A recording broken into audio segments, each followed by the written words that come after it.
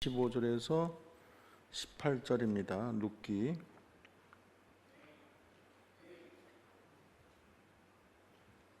룻기 1장 15절. 사사기 다음에 룻기가 있죠.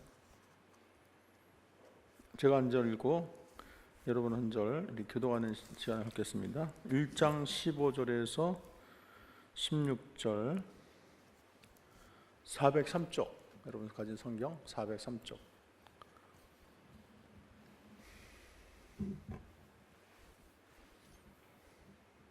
자, 읽겠습니다. 나오미가 또 이르되 보라, 내 동서는 그의 백성과 그의 신들에게로 돌아가느니 너도 너희 동서를 따라 돌아가라 하니,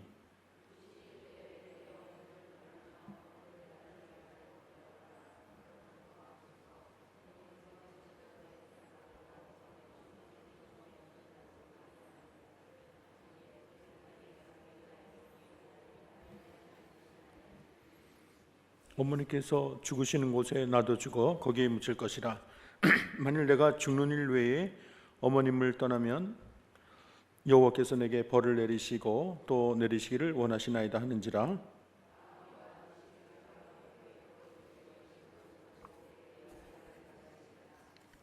아멘.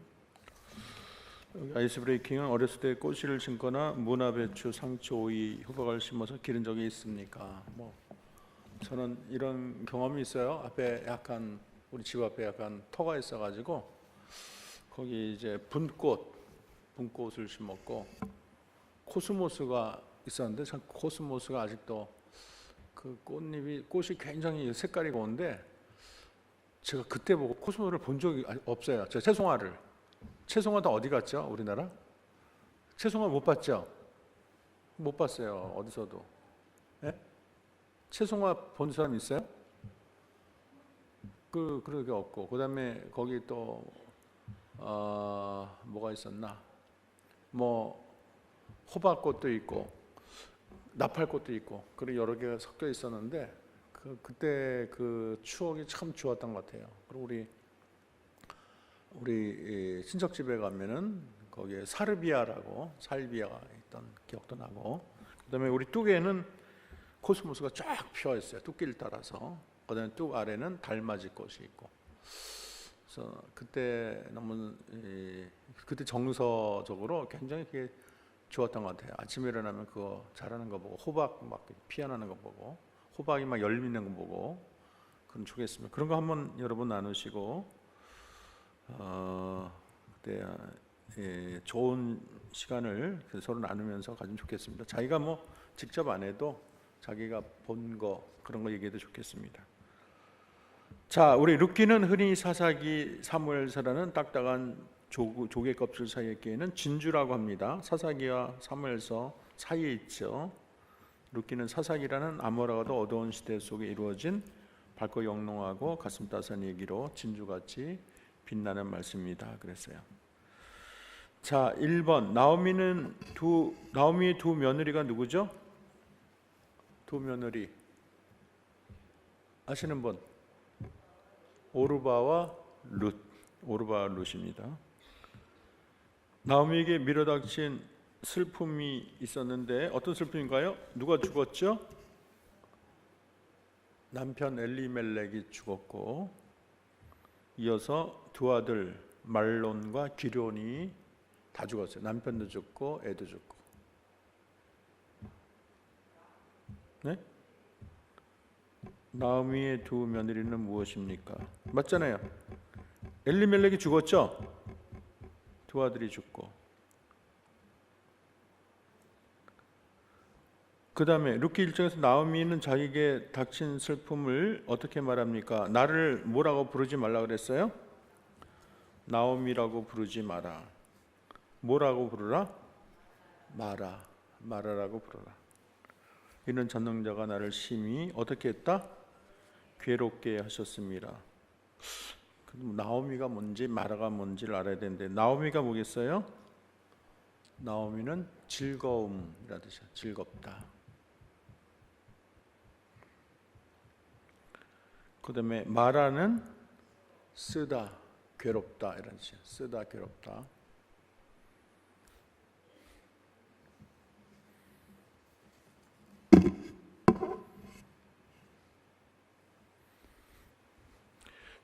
자, 5번. 자기를 떠나 자기 고향으로 가라는 나오미의 말에 두 며느리 오르바 룻은 각각 어떻게 반응했나요? 오르바 올라갔죠. 누구에게 올라갔습니까? 자기 고향과 신에게 돌아갔죠. 자기 고향과 신에게 돌아갔고, 룻은 끝까지 남아서 시어머니 나오미와 또 나오미와 섬기는 하나님을 믿었죠. 오르바는 자기 고향과 신에게 돌아갔고, 룻은 남아서 시어머니 나오미와 나오미가 섬기는 하나님을 믿었습니다.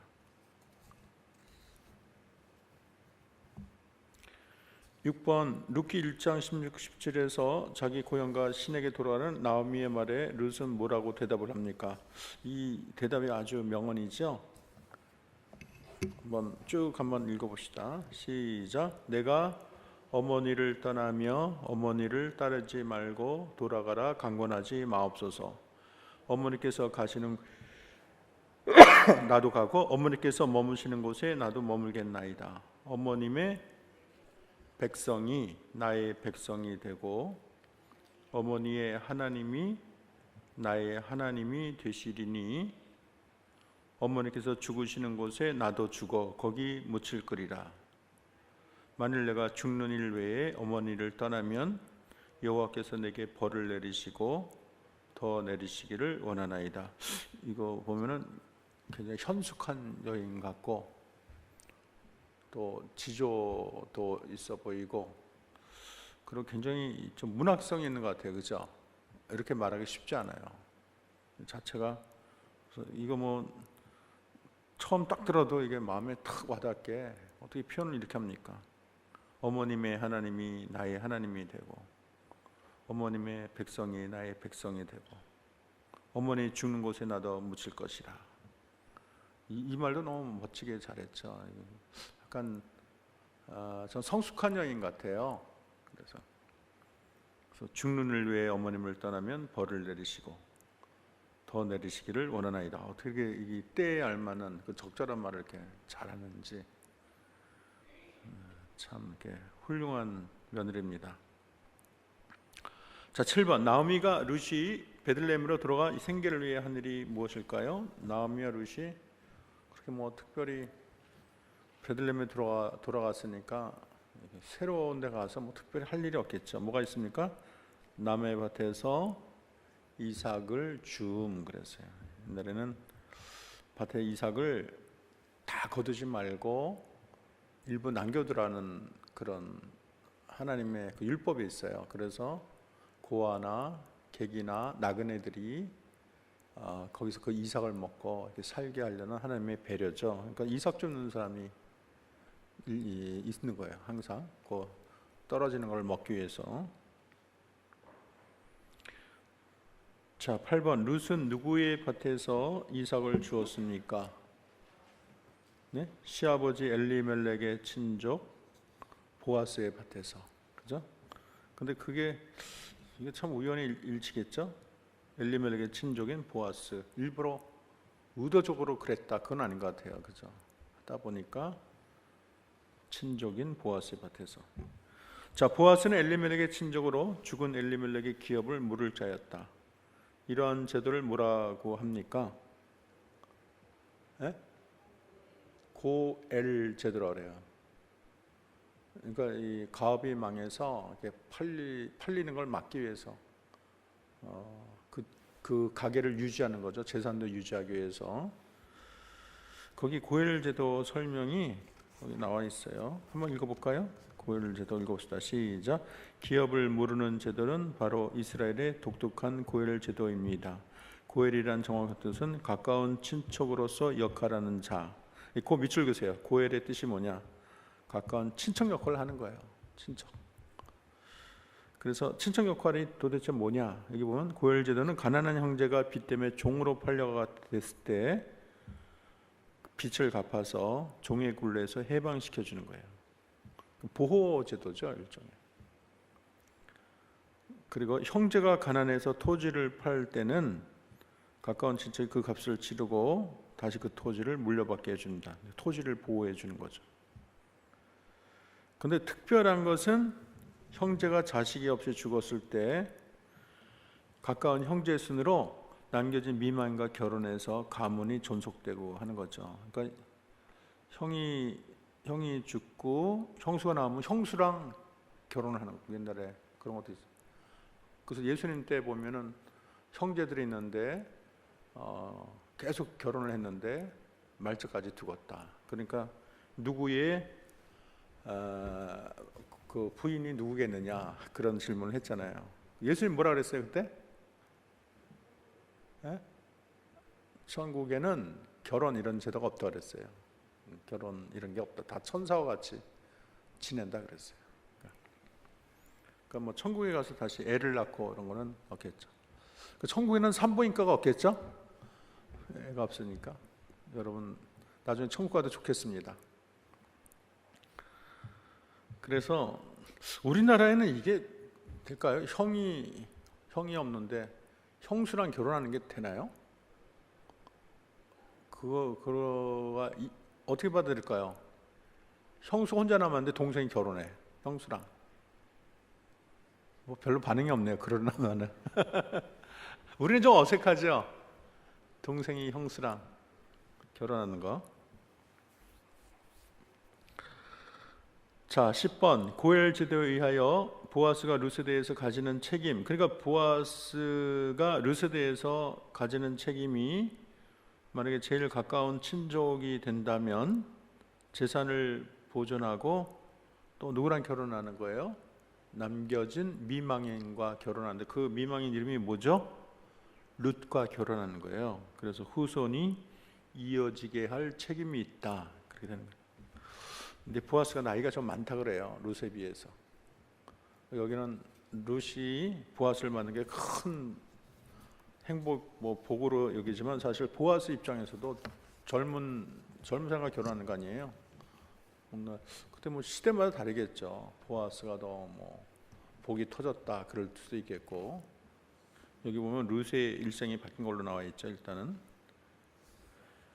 자, 11절 보아스와 결혼한 룻은 누구의 조상이 됩니까? 누구의 조상이 되나요? 보아스의 룻의 후손 가운데 누가 태어나죠? 다윗 왕이 태어나요. 다윗 왕.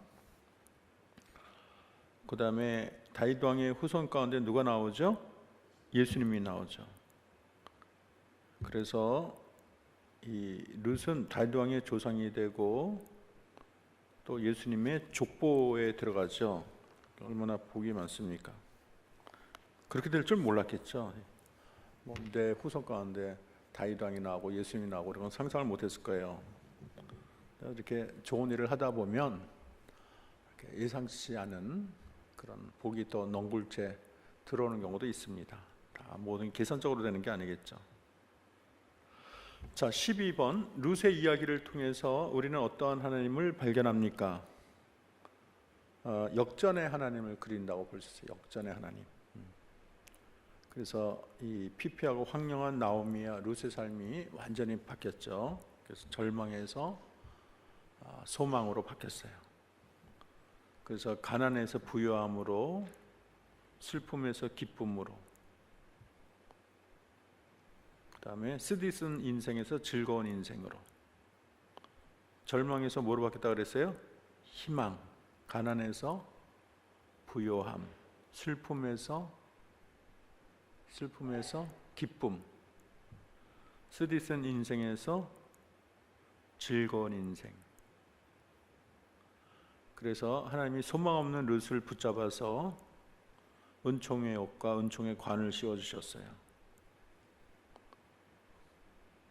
그래서 역전의 드라마를 만들어내셨다.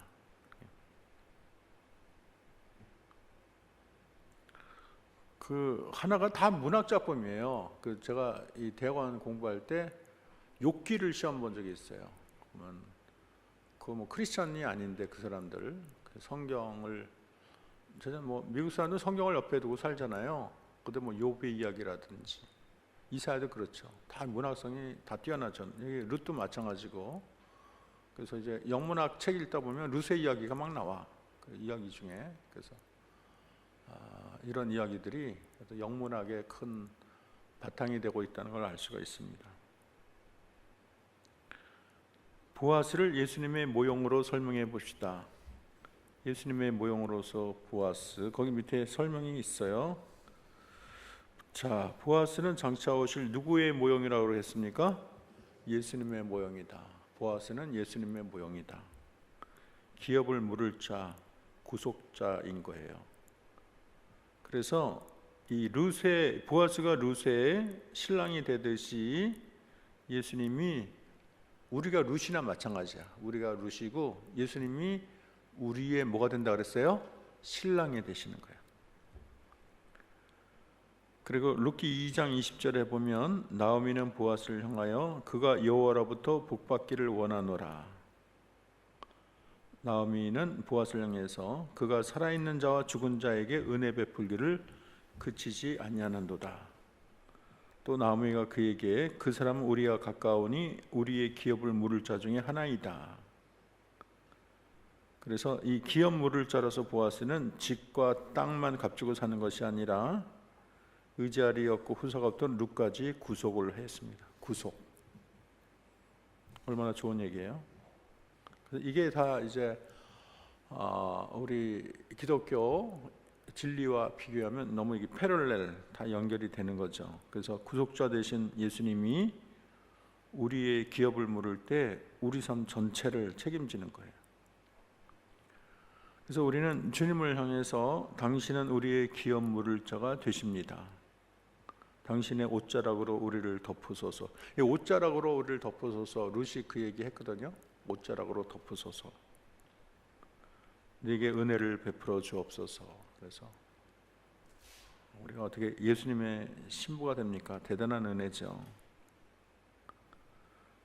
그래서 이제 루시 보아스를 만나서 신세가 달라진 것처럼 우리도 예수님 만나서 신세가 달라져요. 그래서 버림받은 자가 아니고 나무 밀밭에서 보리밭이나 그런 데서 이삭이나 죽고 다니는 비참한 과부가 아닙니다. 그래서 이제는 우리가 주인이 되는 거예요. 주인. 우리는 보아스와 함께 들어가서 살게 되었습니다. 보아스와 함께 산다. 주인이 된 거죠. 그리고 왕노릇하는 것을 말하고 있습니다. 그래서 이 이야기가 그 예수님이, 우리 신랑 되신 예수님이 우리를 구속한 이야기가 너무 이렇게 흡사하다, 그렇게 생각할 수가 있습니다. 자, 더 깊은 묵상으로 한번 들어갑시다. 이방 여인이며 남편도 죽고 남의 밭에서 보리 이삭이나 줍던 불쌍한 룻은 보아스와 결혼해서 다윗과 예수님의 조상이 되는 크고 놀라운 축복을 받았습니다.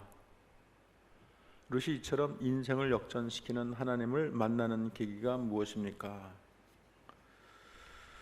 자, 변치 않은 무엇으로 하나님만 부여받았습니다 그랬어요. 뭔지 아시는 분 있어요? 혹시 미리 풀어본 분 있어요? 변치 않은 무엇으로? 네? 변치 않은 믿음으로 하나님만 부여잡았어요. 그 대표적인 말이 오르바 룻에게 너희는 너희 어머니에게 돌아가라 그럴 때 오르바는 모압으로 돌아갔죠. 근데 룻은 떠나지 않았어요. 그래서 하나님을 알고 하나님을 사랑하기에 변함없는 정금 같은 신앙으로 하나님을 부여잡았습니다. 그래서 이방에게로 가지 않고 하나님을 자기 백성으로, 자기 하나님으로 끝까지 섬기는 게 얼마나 중요합니까? 그래서 우리가 상황이 바뀌어도 변함없는 믿음으로 하나님을 부여잡는 게 중요하다. 변함없는 믿음으로. 어떤 사람은 상황이 안 좋다고 하나님 떠나는 사람이 있어요. 내가 하나님 섬기는데 병이 걸렸다, 내 자식이 잘 안 된다, 부처님한테 가. 부처님한테도 안 되면 또 다른 종교 가고. 그러나 어떤 상황이라도 이 하나님을 부여잡는 거. 룻도 마찬가지죠. 아니 나오미나 룻 마찬가지 아니에요? 얼마나 힘듭니까? 다 죽고.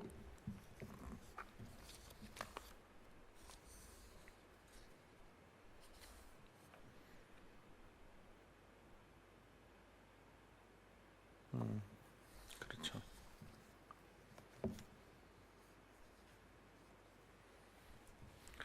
남편이 죽고 자식 둘이 죽었으니까 모든 게 끝장나면 이때 신앙이 변하기가 딱 좋은 때고 시험 들기에 딱 알맞을 때인데, 참 그럴수록 더 하나님을 끝까지 부여잡았더니 거기 무슨 그 안에 무슨 소망을 보고 한 건 아니잖아요. 아무것도 없잖아요.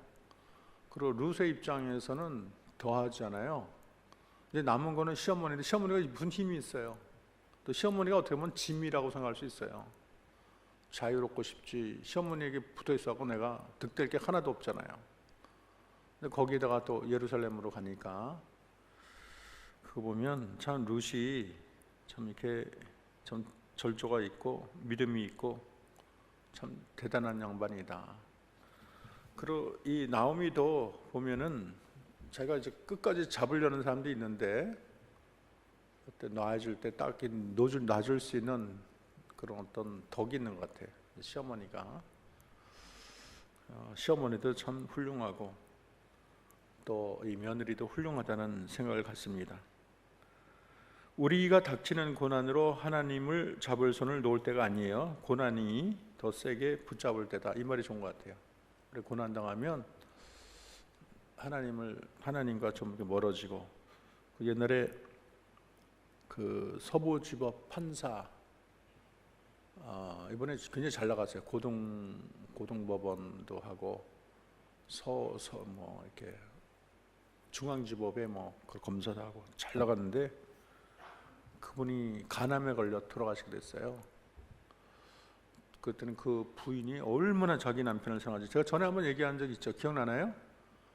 자기 남편이 이제 묻힐 때 여보 퇴근해야지 왜 여기 있어 한 사람은 그분이야. 그 부인이 그 자리에 울면서, 그 딸이 수능 만점 맞은 딸이에요. 딸이 셋인데 수능 만점 맞는 거 쉽지 않잖아요. 그런데 또 한 딸은 거기서 이거 뭐 이렇게 하는 게 뭐지? 악기 바이올린 생각이 안 나. 바이올린을 연주하는데 아빠 앞에서는 차마 못했는데 거기서 연주를 해갖고 다 울었어요. 그런데 문제는 부인이 교회를 안 나와.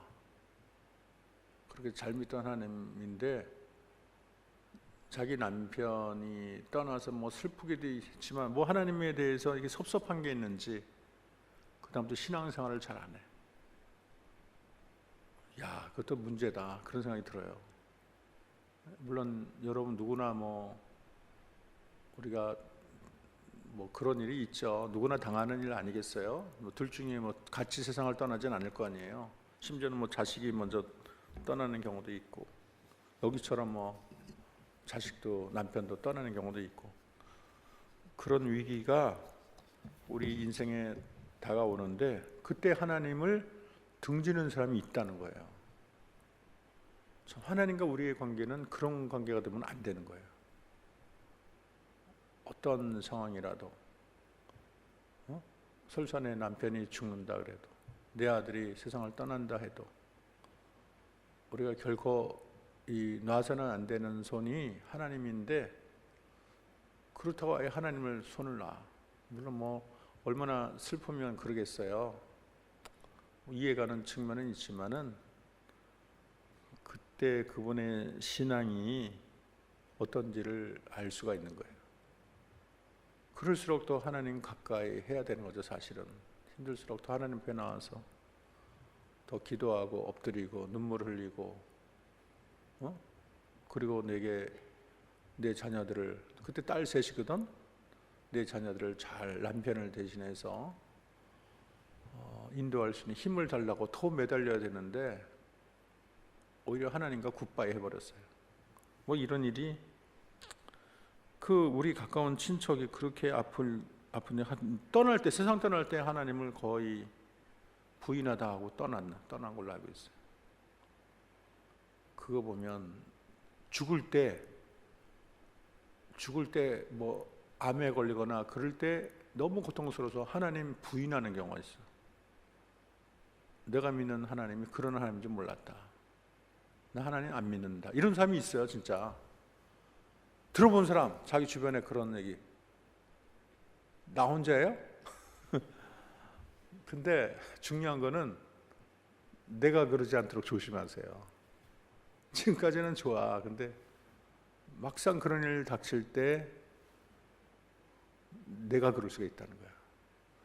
근데 그렇게 되면 이제 무서운 말씀이 과거에 하나님 섬긴 게 나를 구원으로 이끄는 게 아니에요. 내가 태어나서 평생을 하나님을 잘 섬기고 철야하고 뭐 헌금하고 봉사하더라도 내가 세상 떠날 때 하나님 모르겠다나 그러면 구원이 없어요. 전에 얘기했잖아요. 평생을 부처를 섬기다가 죽을 때 하나님 믿었다. 구원이 있는 거예요. 그러니까 이 과거가 나를, 이게 평균이 아니야. 이 사람이 100년인데 그래도 이 절반 이상은 하나님 섬겼다. 그게 아니고 그때 죽을 때 그때 신앙이 결정을 하는 거거든요. 그 전에 하나님 떠나면 소용이 없는 거예요. 그래서 신앙은 졸업이 없다. 물론 내가 평생을 잘 섬긴다면 그 상은 더 많겠죠. 더 하나님이 가깝고 인정을 받고. 그렇지만은 마지막에 하나님을 부인하는 거 참 안 되고, 그리고 우리가 짓는 죄 중에 많은 게 하나님이 있다면 이럴 수 있어. 이게 큰 죄라는 거 아셔야 돼요. 하나님이 있다면 이럴 수가 있어. 이런 말을 쉽게 내뱉는 사람이 있어요. 그거 다 하나님이 들으세요. 근데 어떤 성도들은 그냥 툭하면 그런 얘기해. 하나님이 있다면 그럴 수가 있어 내게. 그런 말을 쉽게 해. 근데 그거 큰 죄라는 거예요. 그래서 어떤 상황이든지 우리가 하나님을 부인하는 말을 해서는 안 되겠다. 그래서 변화없는 신앙으로 하나님을 부여잡아야 되겠다. 저런 경우는 있어요. 목사님이 예수를 몰라. 죽을 때. 평생 설교를 했는데 죽을 때 예수가 누군지 모르겠다. 이유는 치매에 걸렸어. 근데 그건 용서가 돼요. 치매에 걸려서 그거는 하나님이 봐줘. 근데 치매가 아니고 그냥 자기가 한 거는 그건 용서가 안 돼.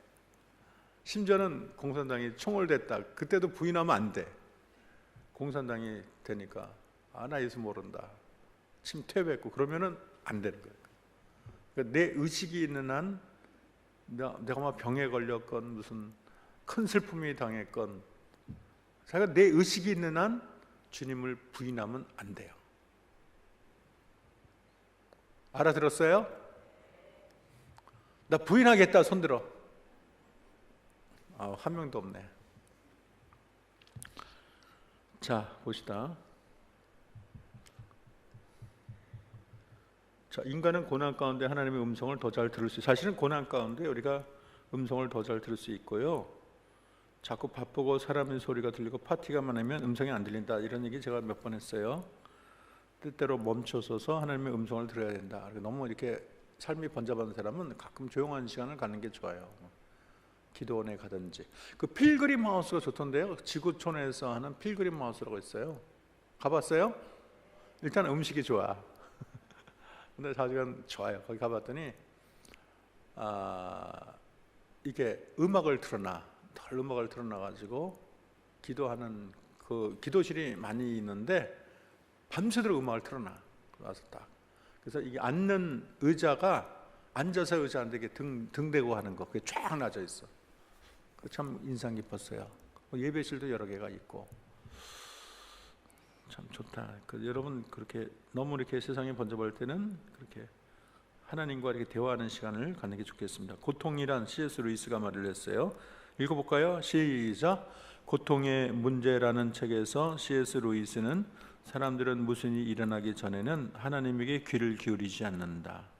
고난은 하나님의 음성을 듣게 하는 밑줄 그세요. 고난은 하나님의 음성을 듣게 하는 뭐다? 확성기다. 고난 가운데 돌아오는 영혼들이 엄청 많아요. 고난 가운데 다 하나님 찾지. 잘 나갈 때는 하나님 안 찾잖아요. 자, 주님은 언제나 변화없는 믿음을 좋아하신다.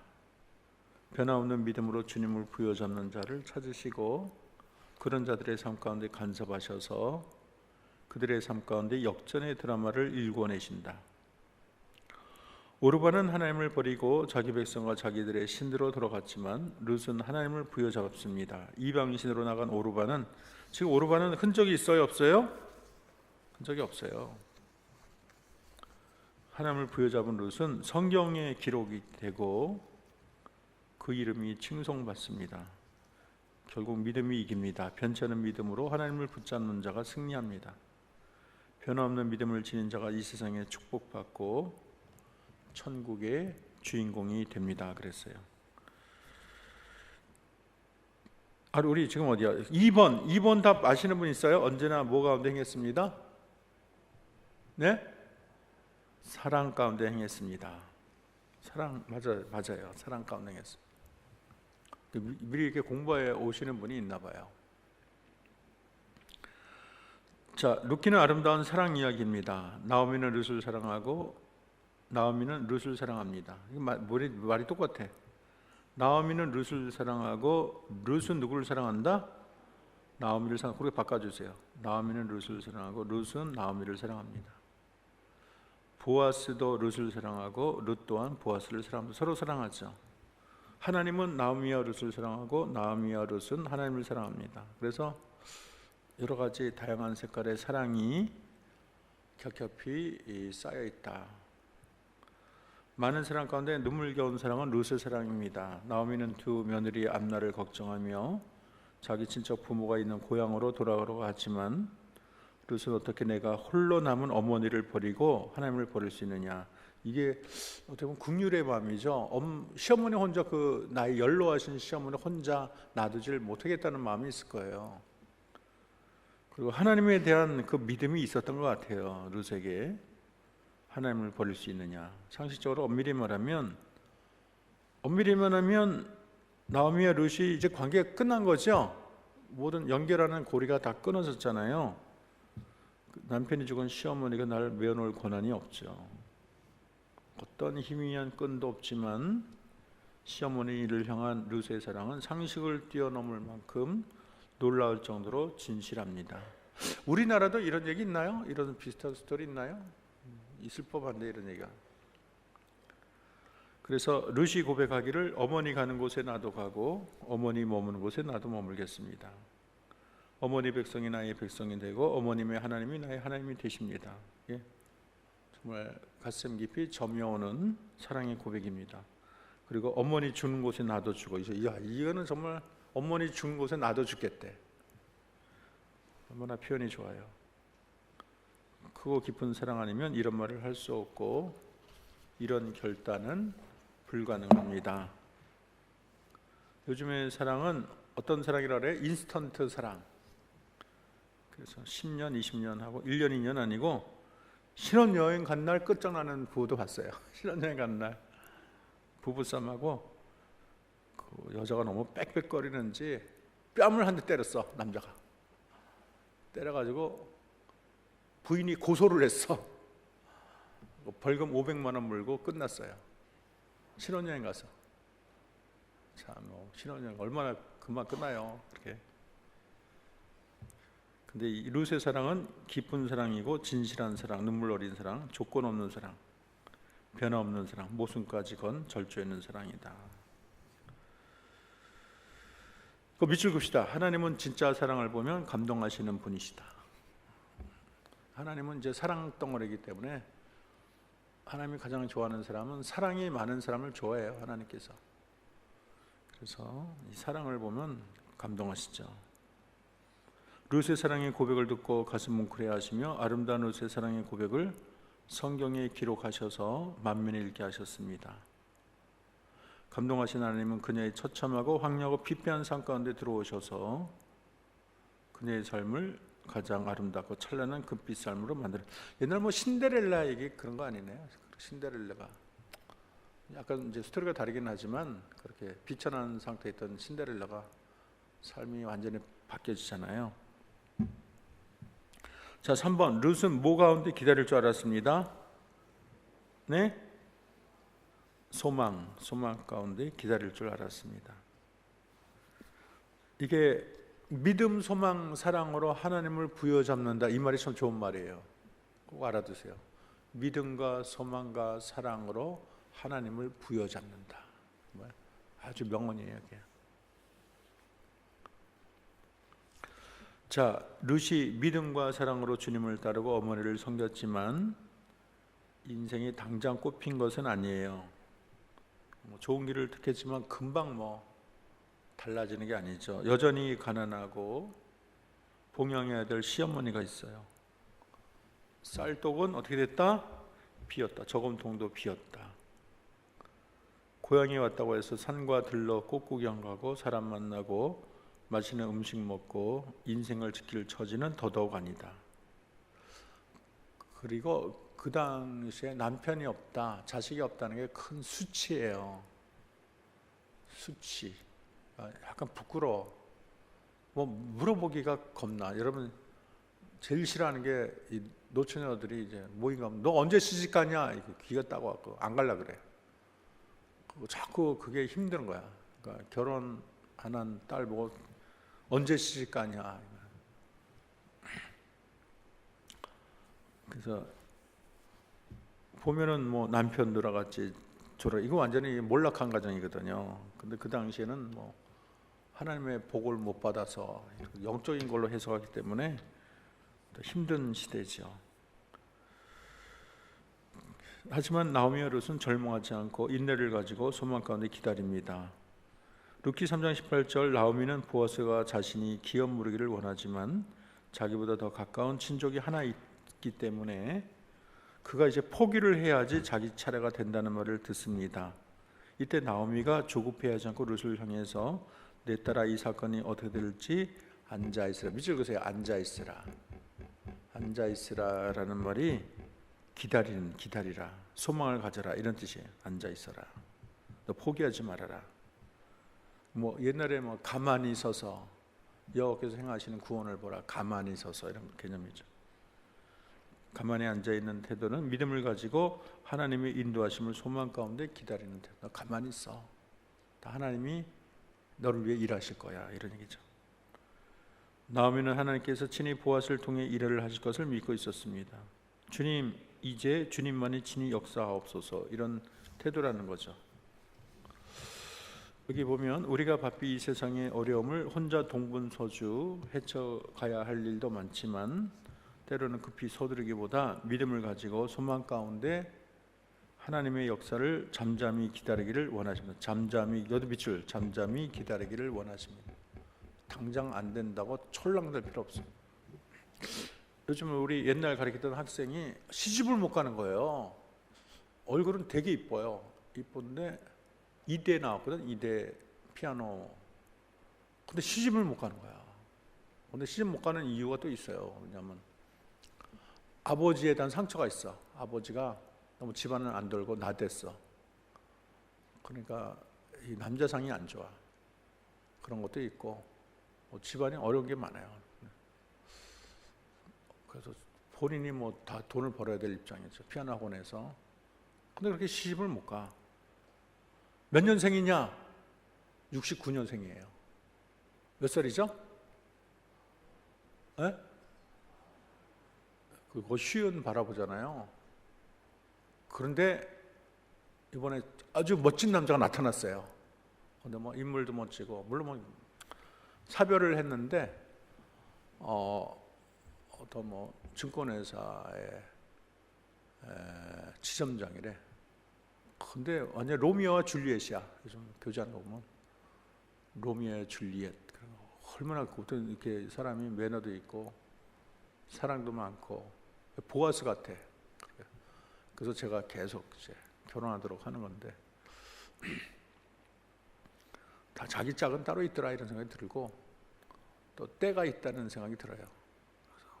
그래서 소망을 가지고 기도하다 보면 그 때에 맞춰서 하나님이 역사하시더라고요.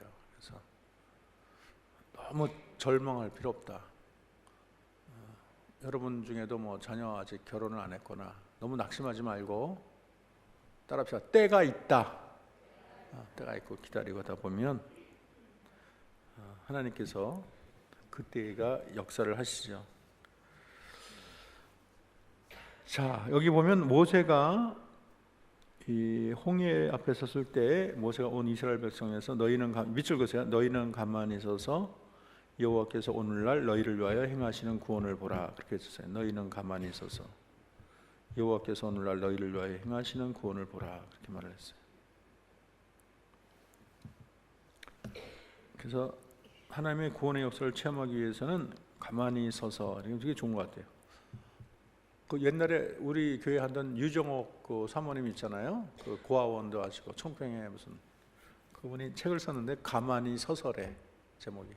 전에 책 무료로 나눠줬잖아요. 근데 그분이 책을 한 3권 썼는데 그 책 제목도 이분은 기도하면서 이렇게 봤더라고. 근데 제목이 어떻게 됐냐 했더니 가만히 서서. 그 보면 하나님이 굉장히 문학적인 것 같아요. 가만히 서서 주님이 행하시는 것을 본다는 것은 하나님을 전적으로 신뢰를 하는 거예요. 이게 조금이라도 조급하면 가만히 있질 못해. 하나님 어떻게 돼요? 어떻게 뭐 이런다 이러거든. 근데 가만히 있어서 하나님이 다 알아서 하실 거야. 탁 하면 물론 우리가 부르짖기도 해야 되고 그렇지만 이게 다 병행하는 게 좋아. 하나님은 나를 위해 일을 하실 것이다. 이렇게 확신을 가지고 흔들리지 않는 마음이 가만히 서서. 동그라미 긋까요? 밑줄 긋까요? 뭐가 낫나? 하나님의 놀라운 구원의 역사를 체험하기 위해서 발걸음을 멈추는 것이 중요합니다. 소망 가운데 하나님을 기다리는 것이 중요합니다. 이것도 밑줄 그으세요. 내가 서두르면 누가 보이지 않는다? 주님이 보이지 않습니다. 내가 서두르면 주님이 보이지 않습니다. 이거 그냥 읽고 끝나지 말고 이렇게 음미하는 게 좋아요. 이 가운데 이렇게 보석들이 있어요. 이렇게 묵상하는 거야. 이렇게 읽으면서 이 구절 너무 좋다. 상황이 어렵다고 세상이 끝난 것처럼 낙심하고 한숨 쉬고 좌절하고 쉽게 원망하는 것. 밴댕이라고 있잖아. 뭐 물고기를 전에 인천 가서 먹어봤나? 밴댕이래. 밴댕이가 견지를 못한대. 금방 펄떡펄떡해서 금방 죽어버린대. 밴댕이 같은 믿음이 있어. 좀만 되면 그냥 펄떡펄떡 뛰다가 그냥 기진맥진하고 번아웃되고. 이게 정말 롱런 해야 되는데 길게 쫙 하는 맛이 있어야 되는데 조금만 일 터지면 그냥 번능만 이러다가 교회도 그래. 교회도 뭐 조금만 일 터지면 그냥 요란법석 떨다가 근데 어떤 경우는 묵직하게 가는 거야. 묵직하게 가는 그런 맛도 있어야 되잖아요. 세상이 끝자는 것처럼 너무 한숨만 쉬는 것도 하나님이 안 기뻐하신다. 한숨만 쉬는 거 안 좋아하세요. 자, 카네기 반드시 민물 때는 온다. 한번 읽어볼까요? 시작. 우리가 잘 아는 카네기는 세일즈 시절에 수많은 거절의 아픔이 있었다. 실적이 곤두박질 쳐서 어느 달에는 전혀 성과가 없었다. 깊은 슬럼프에 빠지기도 하고 세상 사람 전부가 자기를 얕보고 방해하는 것처럼 느끼기도 했다. 그래서 사람 만나기도 싫어했다. 그렇게 방황하던 어느 날 그림 가게 앞을 지나게 되었다. 그때 창문 너머로 한 폭의 그림이 눈이 띄었다. 그 그림은 모래사장 위에 볼품없이 놓인 낡은 나룻배를 그린 그림이었다. 그는 감전된 듯 이 발걸음을 멈추고 그림을 유심히 바라보았다. 그림 속의 낡은 배는 절망의 분위기가 가득했다. 근데 그 배 밑에 자그마한 글귀가 적혀 있었는데 밑줄 그으세요. 반드시 민물 때는 온다. 밑줄 2번 한번 외워볼까요? 반드시. 시작. 반드시 민물 때는 온다. 이게 약간 긍정적으로 사는 게 좋아. 긍정적으로 항상 밝게. 이게 항상 사람의 얼굴이 좀 밝아야지. 이렇게 너무 이렇게 가을 낙엽처럼 맨날 우울하고 그게 뭐 너무 시들은 배추 마냥 그렇게 살지 마. 따라합시다. 내일 죽어도 오늘은 웃자. 내일 죽어도 오늘 웃자. 그게 좋은 거야. 다 우리가 하나님이 다 책임지고. 내가 죽어도 내 영혼 보호하는데 뭐. 죽으면 천국 가는데 뭐 너무 염려하지 마세요. 다 하나님이 책임져 주는데. 그 천국 가면 영원히 사는데 뭐 그렇게 걱정이 많아요. 반드시 밀물 때는 온다. 이게 멋진 말. 자, 한번 외워봅시다. 다 같이 해보세요. 시작. 반드시 밀물 때는, 옆 사람 뭐 해보세요. 반드시 밀물 때는 온다. 그렇죠. 너무 낙심하지 마. 근데 카네기가 거기 꽂혔어. 영감을 얻었어. 과부를 얻지 않고 생애 반찬한 점 맞이했어. 지금 나에게 모든 주의가 썰물처럼 빠져나가고 외롭고 힘든 기간이었다. 참고 견디면 희망의 밀물이 나에게 다가올 것이다. 그래서 이거 이제 실화를 전 거잖아요. 그래서 그렇게 끝까지 이렇게 믿는 게 좋아. 제가 옛날 다니던 교회에 어떤 집사님이 쫄딱 뭐 망했어. 남은 돈이 500만 원인가 밖에 없어. 근데 그거 갖고 낙심하지. 이분이 굉장히 긍정적이에요. 우리 500밖에 안 남았는데 독일 여행 가자. 그래서 독일 간 거야. 독일을 갔는데 돈이 다 떨어지고 이제 큰일 났어. 근데 돈을 가지고 독일을 갔어. 독일을 가다가 이렇게 보는데 뭘 봤냐면 그 문구류물을 파는 데를 봤는데 그 독일 문구류죠. 거기 들어가다가 딱 꽂힌 거야. 이거 너무 좋다. 우리나라는 없는데. 그래갖고 그 문구류 회사 그 사장이랑 어떻게 대화를 해가지고 내가 독점을 하겠다. 나를 좀 밀어다오. 해가지고 그 사람이 한국에 와서 거기서 밀어줬어. 밀어줘갖고 뭐 지원도 해주고 해가지고 지금은 부부가 그 외제차 좋은 거 2개 타고 다니고 뭐 야단났어. 사람이 되려면 그렇게도 되더라고요. 안 될 것 같은데도 참 되려면 되다. 그런 생각이 들었어요. 그래서 하나님이 도와주시면 아무리 길이 없어도 또 열리려면 쫙 열리는 거예요. 또 저런 실화도 들었어. 집안이 완전히 쫄딱 망했거든요. 근데 그 어머니가 아주 기독군이에요. 기독군인데 이제 너무 집안이 어려우니까 금식 기도를 며칠 한 거야. 그래서 하면서 물론 뭐 도와달라는, 살려달라는 기도를 했겠죠. 그랬더니 한참 기도를 하는데 이제 환상 중에 뭘 보여줬는데 어디를 사라는 그 명령을 받았어. 근데 거기가 이제 이 상가인데 이게 잘 안 되고 싸게 나오는 그런 거거든요. 근데 그거를 사가지고 어떻게 모아가지고 사가지고 그게 이제 갑자기 호황이 돼서 갑자기 또 그렇게 됐다는 이야기도 있어. 근데 뭐 비판할 수 있죠. 너무 성공 위주다 그렇게 하지만 또 하나님은 하려면 그렇게라도 하신다 그런 생각이 들어요. 예를 들어서 이제 예수님이 세금을 내야 된다고 그러니까 예수님이 뭐라 그랬어요? 물고기 잡아. 첫 번째 물고기 입을 열어. 그 안에 동전이 있을 것이다 그랬거든. 그거는 일반적으로는 로또나 마찬가지 아니에요. 물고기 잡아가지고 뭐 열어봤더니 동전이 있을 확률이 얼마나 되겠어요. 근데 하나님은 그렇게라도 하려면 하신다 그런 생각이 들어요. 그래서 하나님이 뭘 못하는 게 뭐가 있겠어요. 하나님 죽은 자도 살리는데. 사실은 아브라함이 이삭을 바치라고 할 때 이삭을 순순히 바칠 수 있었던 그 신앙 중에 하나가 부활의 신앙이에요. 히브리서에 보면은 하나님이 이삭을 살릴 줄을 믿었다는 거야, 아브라함이. 야, 그 당시에 부활이야 지금이야 우리가 막 부활하지만은 아브라함 때 무슨 부활이 있어요? 잘 모르는 상황이죠. 근데 그 아브라함은 그렇게 깊이 믿음의 세계를 깊이 알아. 내가 하나님 명령에 순종해서 찔러도 죽어도 하나님은 다시 샥 살린다는 거야. 이 부활의 신앙. 가끔은 이게 하나님의 눈을 번뜩 뜨게 하는 신앙을 가진 자가 있어요. 우리가 좀 그런 신앙을 가져야 돼. 뭐 상황 때문에 쩔쩔매고 큰일 났네, 죽었네, 한숨 푹푹 쉬고. 사실은 우리 어머니가 야단 맞았어요. 우리 어머니가 그 옛날에 베델교회인가? 베델교회가 어디냐면 도남동에 있죠, 옛날에. 근데 나 너무 신기해. 근데 그 하나님의 역사가 우리 역사의 일을 제한하지 말아야겠다는 걸 내가 그때 깨달았어요.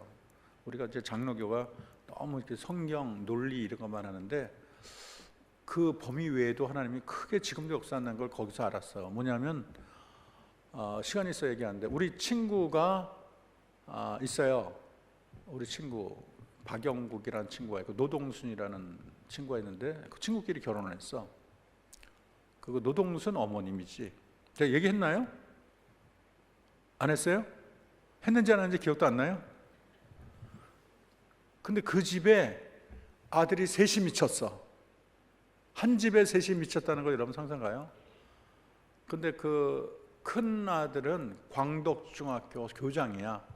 이 광덕중학교가 뭐냐면 그 당시에 이제 도봉동에 공부 못하는 사람들 위해서 학교를 건립을 했어요.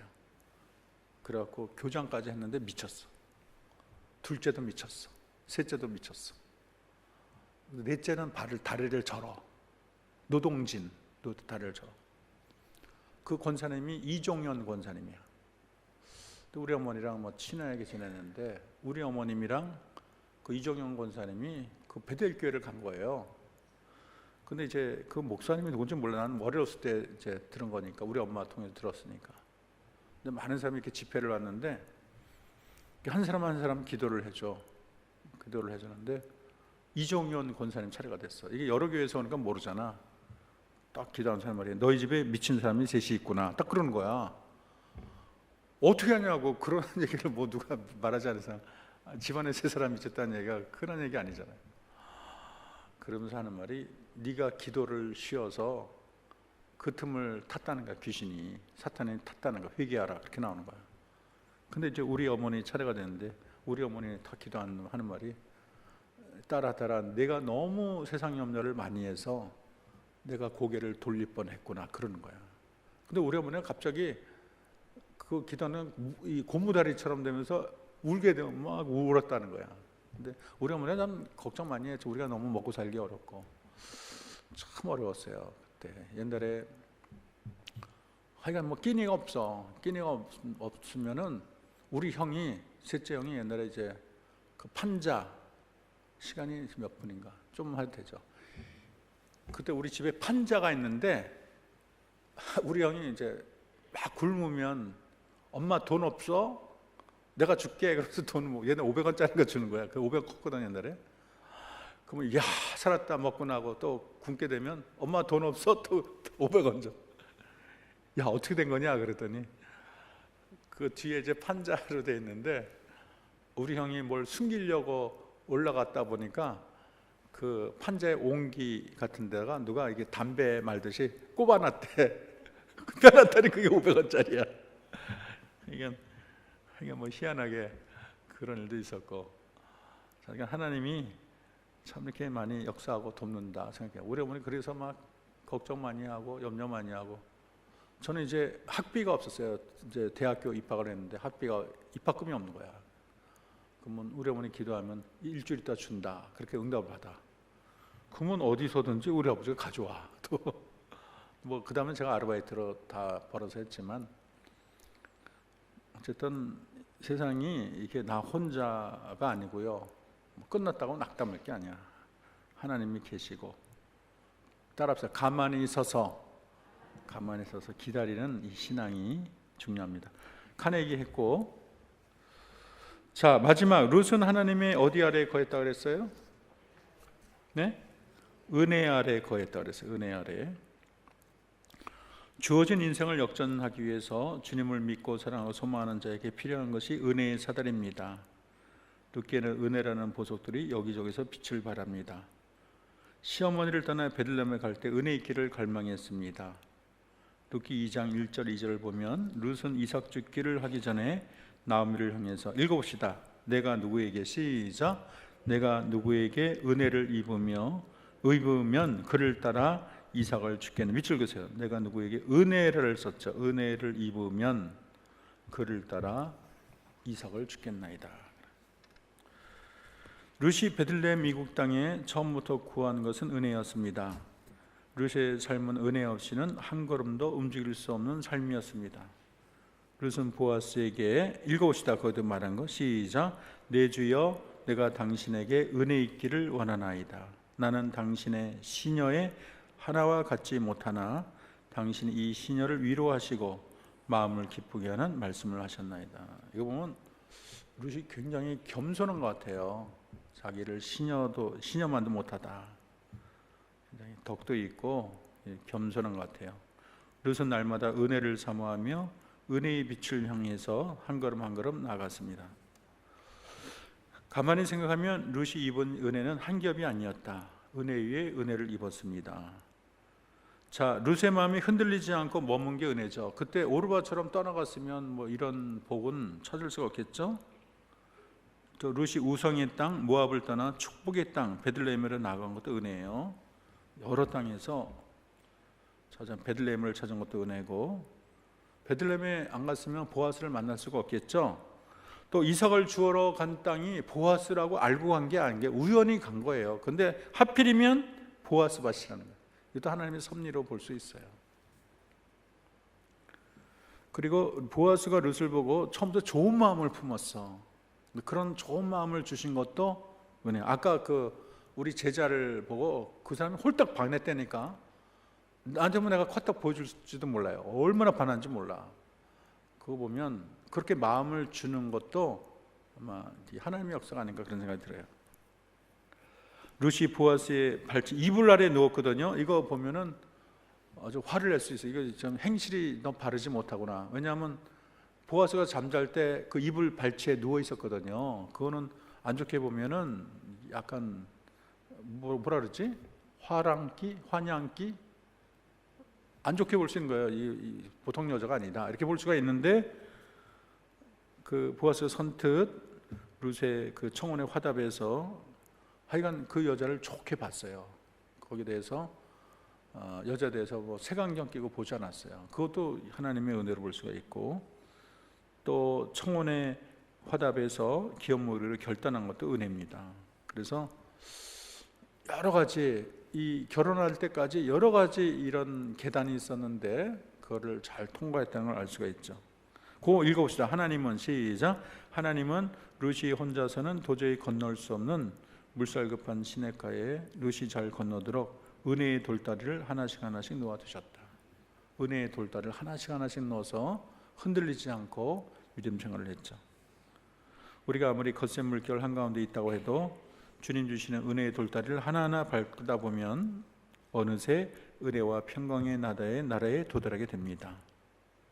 험한 세상의 죄와 사망과 가난과 억압과 암흑을 이기고 죄사함과 영생과 풍요와 자유와 빛의 나라로 나를 인도하는 것은 결국 하나님의 은혜밖에 없습니다. 우리가 천국 가는 그날까지 날마다 겸손히 룻처럼 은혜를 구해야 합니다. 룻은 하나님의 은혜를 만방에 떨친 여인입니다. 그리고 룻은 하나님에게 은혜를 받은 자, 밑줄 그으세요. 하나님에게 은혜를 받은 자였다.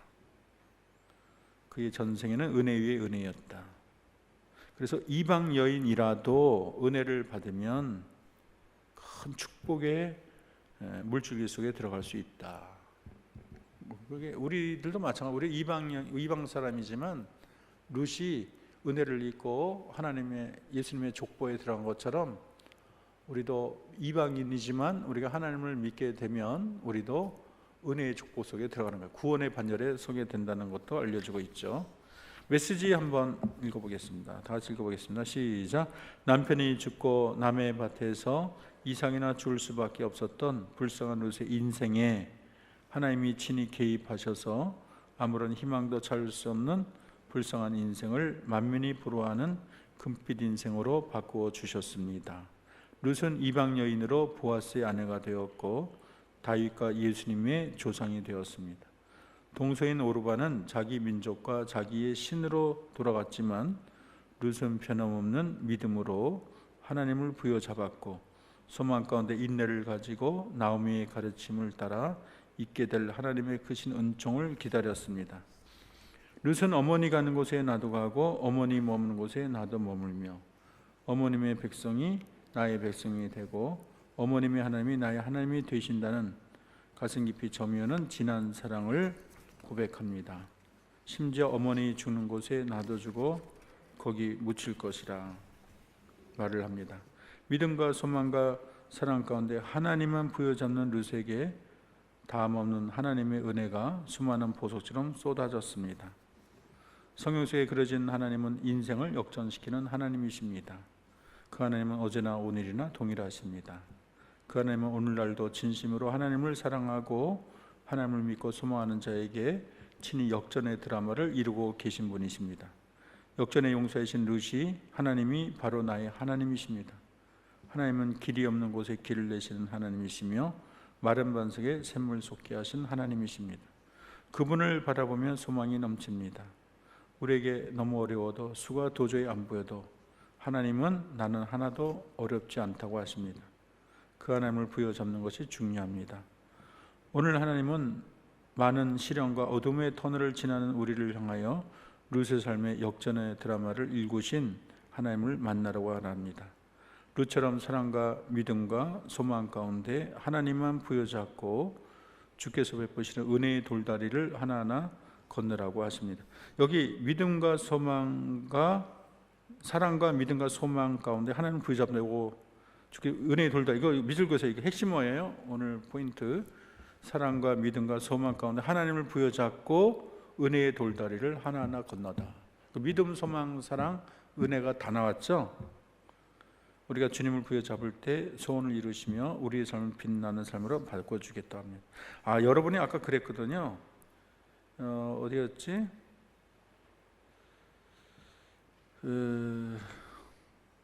룻, 여기 2번이 룻이 아니고 뭐라 그랬어요?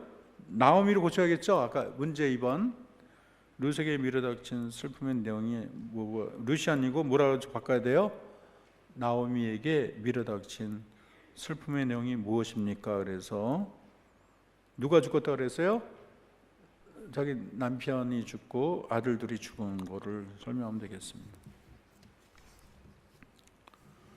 자, 기도합시다. 하나님 감사합니다. 오늘 룻의 이야기를 통해서 하나님이 우리가 믿음과 사랑과 소망을 가지고 하나님을 붙잡고 또 은혜의 돌다리를 건널 때 하나님께서 형통의 삶을 준다는 것을 깨달았습니다. 오늘 이 귀한 말씀이 같이 말씀을 나누는 우리 구역원들에게 잘 전달되게 도와주시옵소서. 우리가 말씀을 나눌 때 주님이 함께 하시며 룻의 모든 이야기를 친히 보신 하나님께서 그 자리에 임재하시며 그 이야기를 들려주시옵소서. 우리의 삶이 룻처럼 아버지 보이는 상황이 너무 힘들고 피폐하고 눈물나고 어려울지라도 낙심하지 않게 하시고 믿음으로 사랑으로 소망으로 하나님만 부여잡고 주님 베푸시는 은혜의 길을 걷게 도와 주시옵소서. 예수님의 이름으로 기도합니다. 아멘. 수고 많았습니다.